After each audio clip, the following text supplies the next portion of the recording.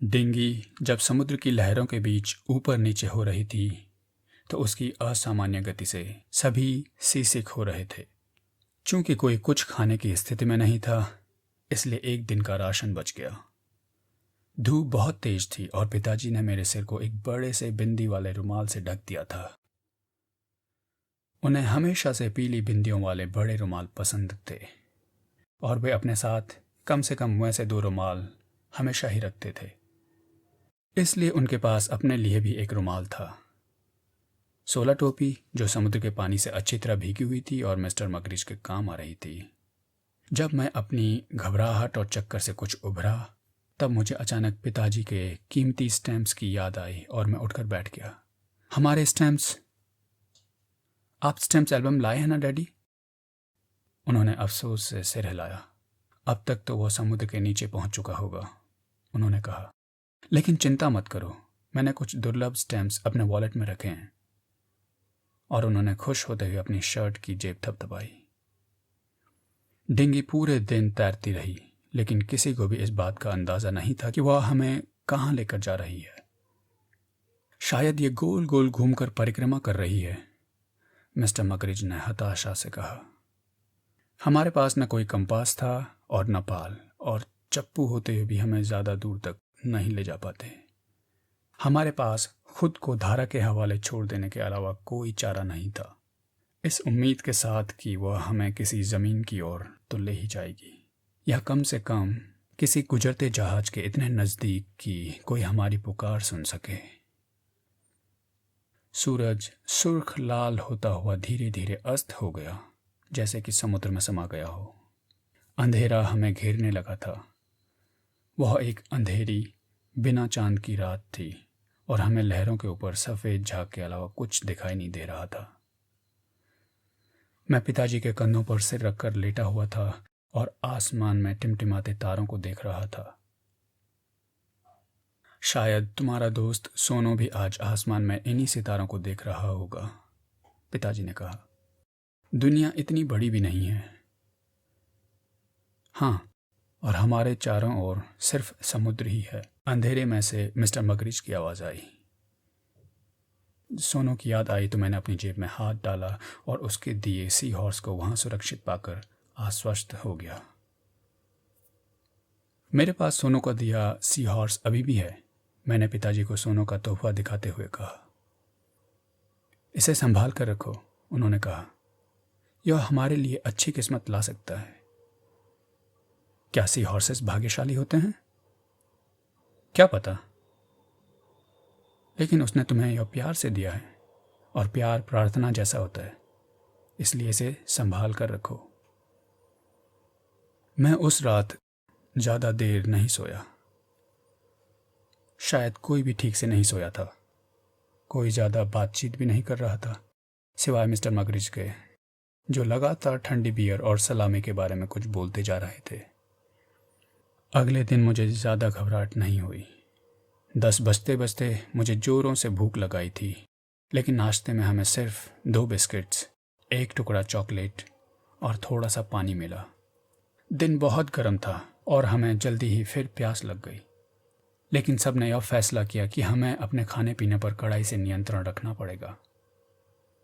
2-3 यात्री अभी भी बीमार थे, लेकिन बाकी मिस्टर मगरिच समेत अपनी भूख और हिम्मत वापस पा चुके थे और अब अपने बचाए जाने की संभावनाओं पर चर्चा कर रहे थे। डिंगी में डिस्ट्रेस रॉकेट्स हैं क्या?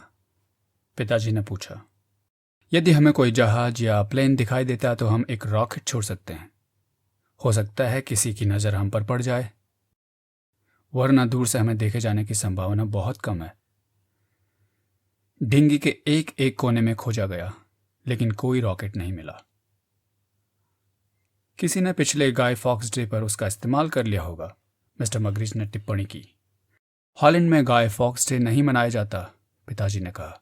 गाय फॉक्स अंग्रेज था। आह, मिस्टर मगरिच बोले, लेकिन उन्होंने हार नहीं मानी।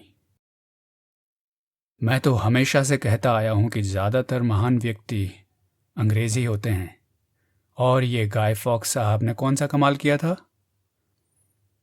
संसद को बम से उड़ाने की कोशिश की थी, पिताजी ने कहा।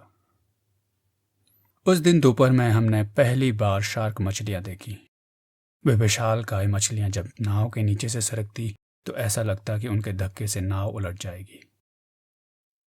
कुछ देर बाद वे चली गई, लेकिन शाम को फिर वापस आ गई। रात को जब मैं पिताजी के बगल में नींद से भरा लेटा हुआ था, मुझे अपने चेहरे पर पानी की बूंदों का स्पर्श महसूस हुआ। पहले तो मुझे लगा समुद्र की लहरों का छींटा होगा, लेकिन जब छींटे बंद नहीं हुए तब मुझे समझ में आया कि बारिश हो रही थी। बारिश! मैं उठकर बैठ गया और चिल्लाने लगा, बारिश हो रही है। सब लोग जाग गए और मग, टोपी और दूसरी चीजों से पानी बाहर निकालने में लग गए। मिस्टर मगरेज अपना मुंह खोला रखकर लेटे रहे और बारिश का पानी पीते रहे। ये ज्यादा अच्छा है, वह बोले। दुनिया भर की धूप और रेत ले लो, पर मुझे इंग्लैंड में एक बारिश का दिन दे दो। लेकिन सुबह तक बादल छंट गए थे और मौसम पहले से भी ज्यादा गर्म था। कुछ ही देर में हम धूप की गर्मी से झुलसकर लाल हो गए। दोपहर तक मिस्टर मगरिज भी शांत हो गए। किसी में बोलने की शक्ति नहीं बची थी। फिर मेरे पिताजी फुसफुसाए, तुम्हें किसी प्लेन की आवाज सुनाई दे रही है बेटा? मैंने ध्यान से सुना और लहरों की सरसराहट के ऊपर मुझे दूर से आती एक प्लेन की आवाज सुनाई दी। वह काफी दूर रहा होगा, क्योंकि हम उसे देख नहीं पा रहे थे। हो सकता है वह सूर्य की दिशा में उड़ रहा हो। तेज धूप में हमारी आंखें चौंधिया गई थी, इसलिए वह हमें नजर न आ रहा हो।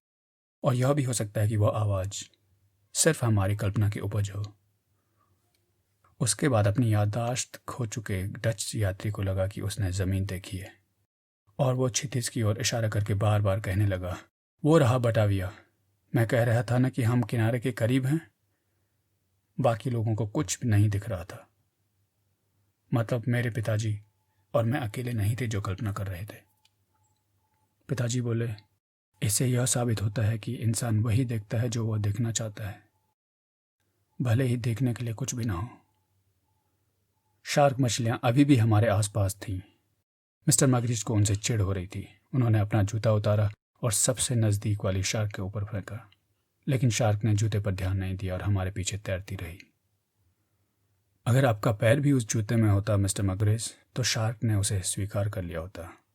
पिताजी ने चुटकी ली। आप लोग अपने जूते मत फेंकिए, कप्तान ने कहा। हमें किसी निर्जन समुद्र तट पर उतरकर सैकड़ों मील पैदल चलना पड़ सकता है।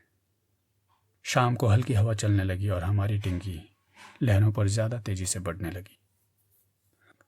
आखिरकार हम आगे बढ़ रहे हैं, कप्तान ने घोषणा की। परिक्रमा कर रहे हैं, मिस्टर मगरिज बोले। लेकिन हवा में बहुत ताजगी थी। उसने हमारे जलते हाथ पैरों को शीतल कर दिया और फिर हमें नींद भी आ गई।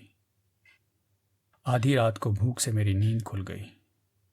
तुम ठीक हो ना? पिताजी ने पूछा। वह बिल्कुल नहीं सोए थे। मुझे भूख लगी है, मैंने कहा। क्या खाना पसंद करोगे तुम? संतरे? हमारे पास संतरे तो नहीं है, लेकिन तुम्हारे लिए एक टुकड़ा चॉकलेट बचा कर रखिए, और थोड़ा सा पानी भी है अगर तुम्हें प्यास लगे तो।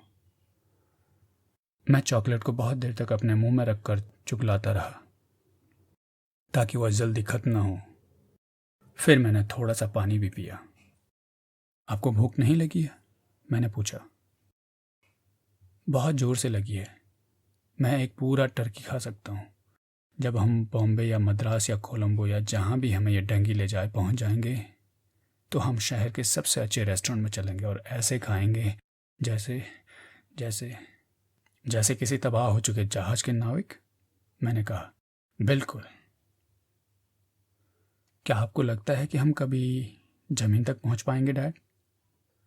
हाँ, मुझे विश्वास है। तुम्हें डर लग रहा है क्या? नहीं, जब तक आप मेरे साथ हैं, बिल्कुल नहीं। अगली सुबह हमें सीगल्स दिखे तो हमारी खुशी का ठिकाना नहीं रहा। सीगल्स का दिखना इस बात का स्पष्ट संकेत था कि किनारा अब ज्यादा दूर नहीं है।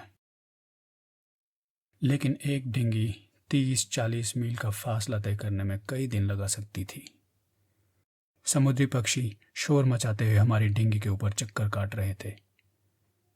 पिछले 3 दिनों और 3 रातों में हवा, समुद्र और अपनी खुद की थकी हारी आवाज़ें सुनने के बाद ये पहली परिचित आवाज़ें थीं जो हमारे कानों में पड़ रही थीं। शार्क मछलियां भी गायब हो चुकी थीं और यह भी हमारे लिए एक उत्साहवर्धक संकेत था। उन्हें पानी में फैल रही तेल की चिकनाई पसंद नहीं आ रही थी। लेकिन कुछ ही देर में पक्षी हमसे दूर चले गए और हमें डर लगने लगा कि कहीं हम फिर किनारे से दूर न जा रहे हों। परिक्रमा, मिस्टर मगरिज ने फिर से कहा। परिक्रमा, हमारे पास 1 सप्ताह के लिए पर्याप्त भोजन और पानी था, लेकिन कोई 1 सप्ताह और समुद्र में बिताने के बारे में सोचना भी नहीं चाहता था। सूरज आग के गोले के जैसे तप रहा था। हमारे पास सबकी प्यास बुझाने जितना पानी नहीं था।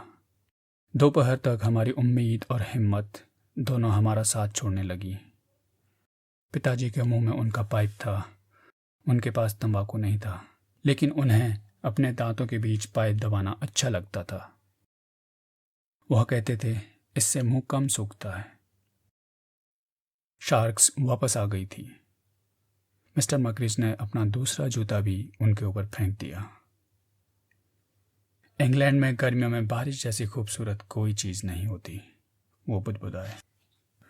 मैं डिंगी के गड्ढे में पिताजी के बड़े से रुमाल से अपना चेहरा ढककर सो गया।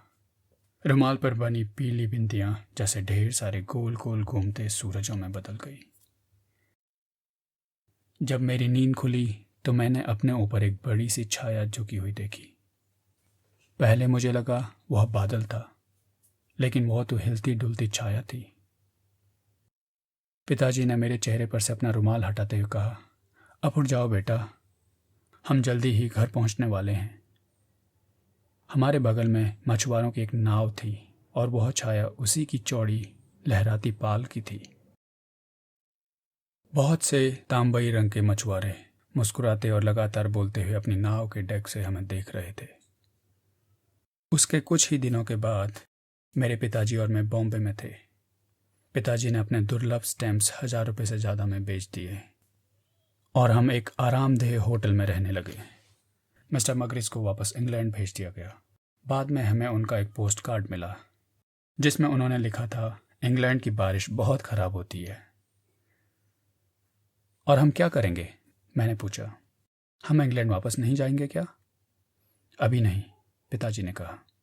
जब तक युद्ध समाप्त नहीं हो जाता तुम शिमला के एक बोर्डिंग स्कूल में जाओगे। लेकिन मैं आपको छोड़कर क्यों जाऊं? क्योंकि मैं रॉयल एयरफोर्स में शामिल हो गया हूं, उन्होंने कहा। वह आगे बोले, चिंता मत करो, मेरी पोस्टिंग दिल्ली में हो रही है। मैं बीच बीच में आकर तुमसे मिलता रहूंगा। 1 हफ्ते बाद मैं एक छोटी सी ट्रेन में बैठा था जो झुक झुक करती हुई शिमला के ऊंचे नीचे पहाड़ी रास्तों पर चल रही थी। बहुत से भारतीय, एंग्लो इंडियन और अंग्रेज बच्चे रेल के डब्बे में भरे हुए थे। मुझे उनके बीच में बहुत अजीब सा लग रहा था, जैसे कि मैं उनके लिए मजाक का पात्र था। लेकिन फिर भी मैं दुखी नहीं था। मैं जानता था पिताजी जल्दी ही मुझसे मिलने आएंगे।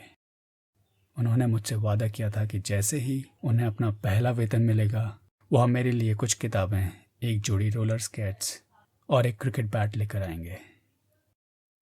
तब तक मेरे पास सोनू का दिया सी हॉर्स तो था ही, और वह सी हॉर्स आज तक मेरे पास है।